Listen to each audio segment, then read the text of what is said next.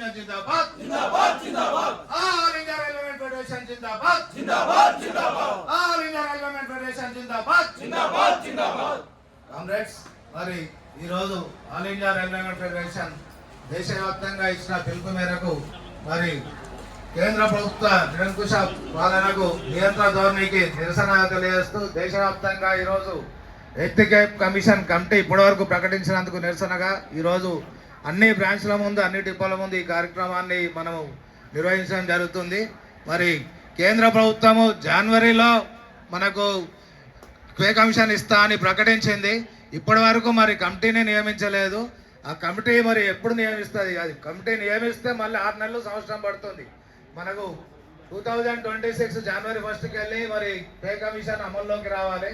మరి ఇప్పటివరకు కేంద్రము ఢిల్లీలో ఎలక్షన్స్ ఉన్నాయనే ఉద్దేశంతో అక్కడ సెంట్రల్ గవర్నమెంట్ ఎంప్లాయీస్ ఎక్కువ మంది ఉన్నారన్న ఉద్దేశంతో అంగు ఆర్భాటం లేకుండా ఊరికే ఒక ప్రకటన జనవరిలో 2025 జనవరిలో ప్రకటన వేసి కార్మికులను మోసపూరితంగా మభ్యపెట్టడానికి కేంద్రం సూచిస్తుంది.